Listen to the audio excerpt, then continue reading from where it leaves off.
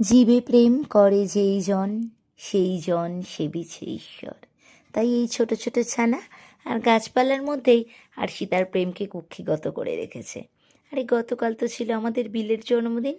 ছোটবেলায় জানো তো স্কুলে আমি প্রভাত ফেরিতে যেতাম, তাই কাল সকালে ঘুম থেকে ওঠার সময় যখন কমপ্লেক্সের এই প্রভাত ফেরির গানের আওয়াজ পেলাম, তখন মনটা ভরে গিয়ে সোজা স্কুলের মিশনে পৌঁছে গেছিল। আমি তো রামকৃষ্ণ মিশনের ছাত্রী। ছোটবেলায় স্বামীজির জন্মদিন, ঠাকুরের জন্মদিন, মায়ের জন্মদিনে স্কুল থেকে প্রভাত ফেরিতে নিয়ে বেরোতো জানো তো। দত্তবাগান থেকে সেই বলরাম মন্দির পর্যন্ত হাঁটতাম।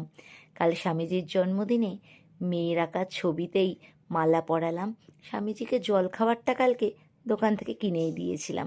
দোকান থেকে কেনা কচুরি তরকারি আর নলেন গুড়ের রসগোল্লা, এই দিয়েই স্বামীজি কালকে ব্রেকফাস্টটা সেরেছে।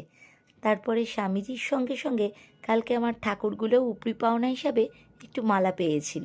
প্রত্যেক দিন তো আমি নিয়ম করে ঠাকুরকে মালা পরাই না, ওই সপ্তাহে একটা দিন বৃহস্পতিবারই পরাই। কিন্তু কালকে স্বামীজির জন্মদিন উপলক্ষে মনটা এতটাই ভালো ছিল, কালকে সব ঠাকুরকে মালা পরিয়েছিলাম। ঠাকুরগুলোকে বললাম, দেখেছো বন্ধুর বার্থডেতে কেমন সুন্দর তোমরা একটা সারপ্রাইজ গিফট পেয়ে গেলে।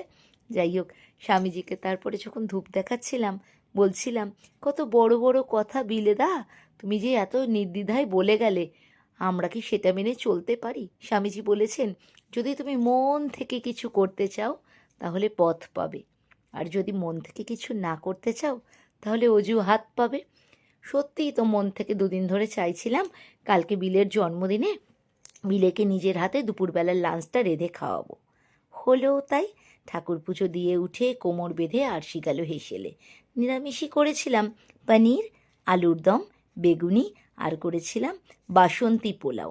বরমশাইকে বলেছিলাম একটু মাছ এনে দিতে।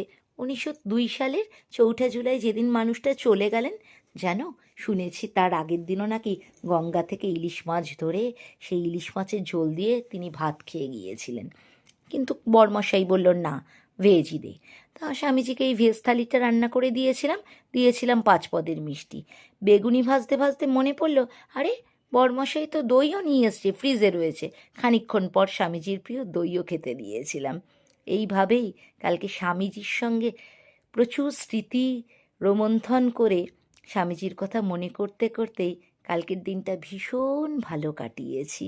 স্বামীজির কাছে চেয়েছি, তুমি আর কিছু নয়, হে বীর সন্ন্যাসী, তুমি মনে অনেক অনেক অনেক সাহস দিও।